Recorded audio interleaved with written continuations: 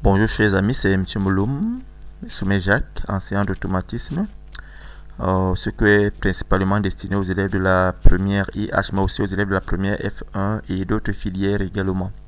Alors, mais je pouvais prendre plus l'exemple de la première IH parce que cette année c'est dans cette classe que je donne cours. Alors j'avais laissé l'exercice la fois dernière. Alors, je suis certain que vous avez traité cet exercice. Alors voici la solution. On peut voir l'étape initiale, la réceptivité, l'action associée à une étape qui n'est rien d'autre que descente de la fraise, l'étape en lui-même, alors en elle-même, autant pour moi la transition et l'étape active. Donc aujourd'hui nous allons commencer avec la leçon 8, logique séquentielle, deuxième partie graphe 7. Donc nous allons continuer avec la logique séquentielle aujourd'hui. Alors le plan de cours est clairement donné, vous connaissez déjà le plan de cours.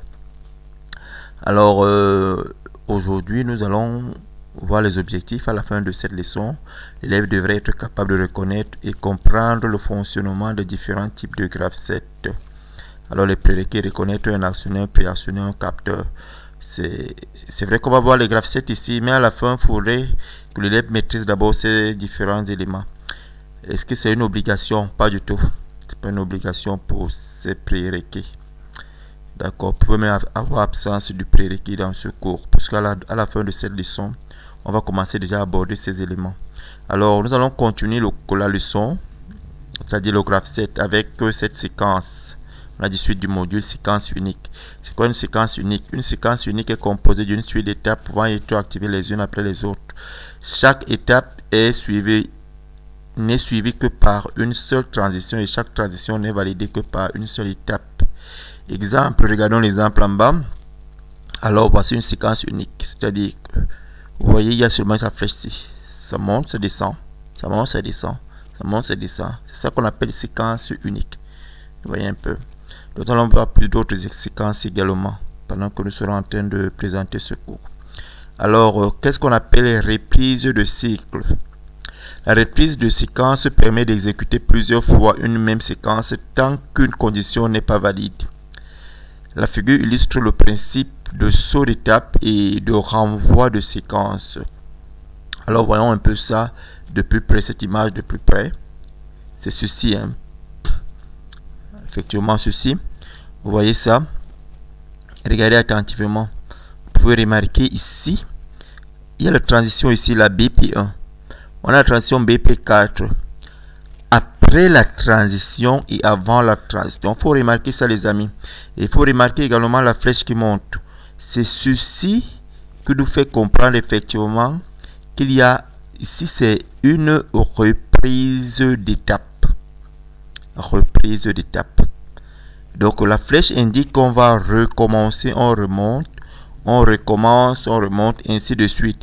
Et remarquez très bien où est-ce qu'on a pris la flèche. C'est après la transition et là avant d'arriver à la transition.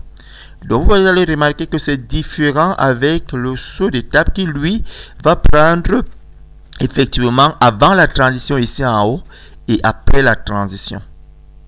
Donc ça c'est une reprise d'étape. Ça remonte, ça remonte. Et vous voyez très bien que quand ça remonte, on a mis ici quoi?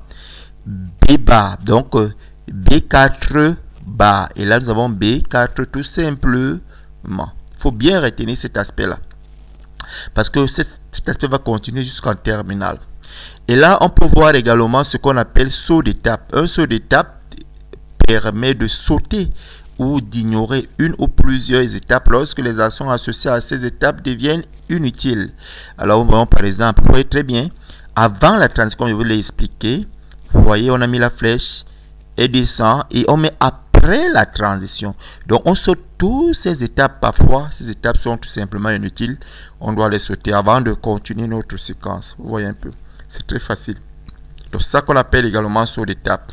Il faut comprendre c'est la différence entre saut d'étape et reprise d'étape. Séquence simultanée. Une transition peut supporter plusieurs étapes en amont et plusieurs étapes en aval. C'est la notion de « et ». Le franchissement d'une transition conduit à activer plusieurs séquences en même temps. Ces séquences sont dites séquences simultanées évoluées à leur rythme. Nous avons par exemple ceci. Vous voyez très bien que quand nous sommes à l'étape 10, pour qu'on a franchi l'étape 20 et 30, il faudrait que la transition soit vraie, n'est-ce pas? Lorsque la transition est vraie, les étapes 20 et 10 peuvent évoluer indépendamment. Mais lorsqu'on arrive à l'étape 10 et 20, s'il y a plusieurs étapes entre le milieu-ci, aucune étape ici, la dernière-ci, ne peut franchir la transition si les deux ne sont pas là. Donc, ce n'est que les deux qui peuvent permettre le franchissement de l'étape 30. Mais beaucoup d'élèves vont poser la question, monsieur, on ne comprend pas l'utilité de ce cours, ça nous sert absolument à quoi? C'est vrai que c'est difficile d'expliquer parfois à l'élève en quoi ce cours les concerne. Mais en fait, ça vous concerne. Regardez, je vais essayer de prendre un simple exemple. Bon, peut-être pas très juste, mais pour que vous ayez une idée. Imagine par exemple que vous êtes en train de faire votre, je ne sais pas, à l'étape si vous êtes en train de mesurer l'habit. Vous prenez les mesures d'un tissu.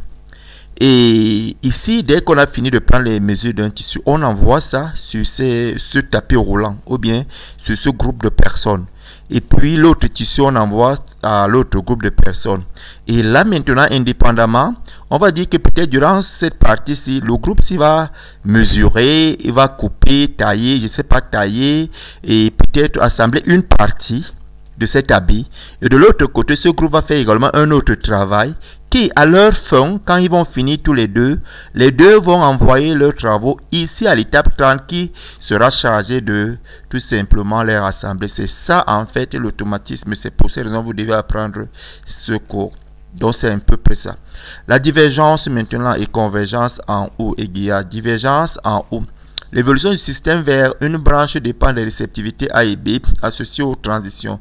Convergence en haut. Après l'évolution dans une branche, il y a convergence vers une étape commune. Remarque, A et B ne peuvent être vrais simultanément. Il y a un conflit.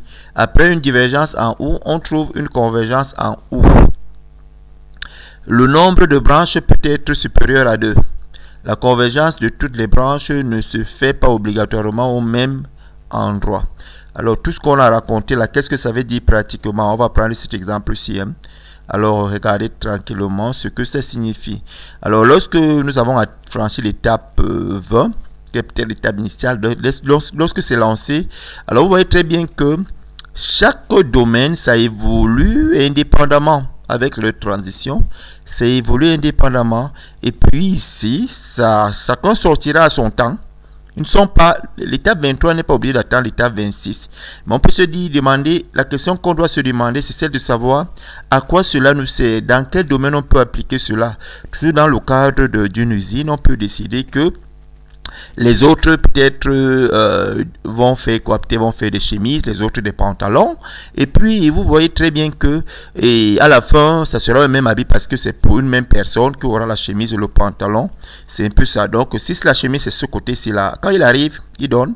Et puis s'il y a le pantalon, et puis ça arrive là, on donne. Et tout même également en F1, on peut parler par exemple d'une pièce qu'on est en train de réaliser. Donc à la fin, il faudrait que les deux soient utiles au même endroit. Donc c'est ça la chose. Nous avons également la macro-étape. Une macro-étape est l'unique représentation d'un ensemble unique d'étapes et de transitions nommées macro-expansion. L'expansion de la macro-étape commence par une seule étape d'entrée et se termine par une seule étape de sortie. On représente une macro-étape à l'aide de double barre dans le symbole d'étape. Voici comment on représente une macro-étape.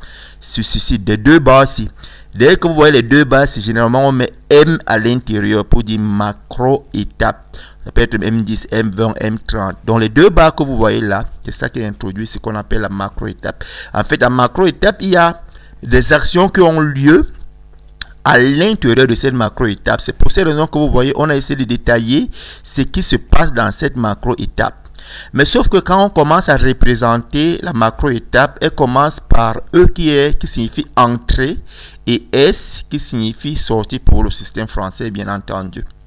Donc voilà, ce cours-ci, on va pas s'attarder sur ça en première F1 et en première IH parce que ce n'est pas trop prévu, on n'entre pas en profondeur. Mais en terminale, F1 et IH, on va y revenir, on va vous expliquer ce cours de fond en comble. Pour l'instant, on aimerait que vous puissiez comprendre tout simplement ce qu'on entend par macro-étape. Séquence simultanée. Lorsque le franchissement d'une transition conduit à activer plusieurs séquences en même temps, ces séquences sont dites séquences simultanées. Après l'activation simultanée de ces séquences, les actions des évolutions actives dans chacune des séquences deviennent alors indépendantes. Alors voilà un exemple de séquence simultanée, la divergence en E. Alors lorsqu'on franchit cette transition-ci, alors ici les étapes évoluent indépendamment.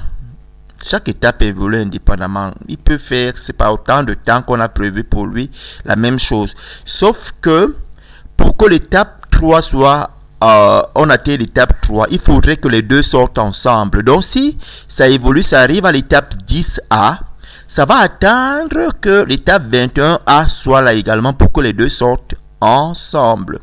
On peut prendre l'exemple peut-être d'une pièce qu'on est en train de travailler sur une fraiseuse ou bien d'un habit qu'on est en train de traiter. On a coupé, on a fait le surfilage, et ainsi de suite. Mais on attend ces habits ici pour que ensemble on puisse les assembler tout simplement. Ou bien une pièce qu'on a percée, l'autre pièce qu'on a peut-être allusée, je ne sais pas, une pièce mâle, et qu'on attend les deux pour que les deux fassent par exemple un serrage ici. C'est à peu près ça ici dans ce cours. Alors, en fait, c'est tout simplement pour que vous puissiez comprendre à quoi ça sert cette partie. Alors, séquence à aiguillage, ces structures se rencontrent chaque fois qu'une ou plusieurs aiguillages doivent s'effectuer après les activations simultanées de ces séquences. Aucune action ne peut être associée aux étapes 20 et 30 par le fait que des transitions aval, en aval ou bien aval, validées par ces étapes ont des réceptivités déjà vraies. Là également, on peut voir ici, ça se voit clairement. Regardez très bien, lorsque la transition s'est franchie, on peut y avancer tout simplement. Mais, on peut avoir quoi? Un saut d'étape. On a vu ce qu'on appelait saut d'étape. Où est-ce qu'on peut représenter, même si on ne nous dit pas, n'est-ce pas? Ça, c'est un saut d'étape. Mais ne peuvent pas affranchir ceci. Si les deux ne sont pas là, il faudrait que les deux ensemble puissent sortir pour qu'on puisse avancer. Et là, nous sommes à la fin de ce cours. Alors que retenu de cette leçon, qu'il y a plusieurs types de graph-sets dont il faut avoir connaissance ou la connaissance. Alors voici les applications qu'entend-on par saut d'étape, reprise d'étape, macro-étape, convergence en E et divergence en O. Qu'est-ce que vous entendez par ça? Alors voilà la solution. Vous pouvez la lire tout simplement. Voici les différentes solutions. Alors voilà le devoir à faire, c'est le devoir à faire à la maison, autant pour moi. Donc vous allez faire ce devoir à la maison. Et puis la prochaine fois, on va corriger ce devoir. Alors voilà, voici notre devoir. Alors la prochaine fois, nous allons terminer avec le graph 7. Et là, on va rappeler effectivement tout le programme de la première IH. Et puis on va entamer directement, après la troisième leçon, on va entamer directement avec le programme de la terminale. Et voici les références également où est-ce que j'ai pris ce cours. Je vous souhaite une bonne journée les amis. Si vous avez des questions, n'hésitez pas de les laisser en commentaire. N'oubliez pas de liker, de vous abonner également massivement à ce cours. Bonne soirée.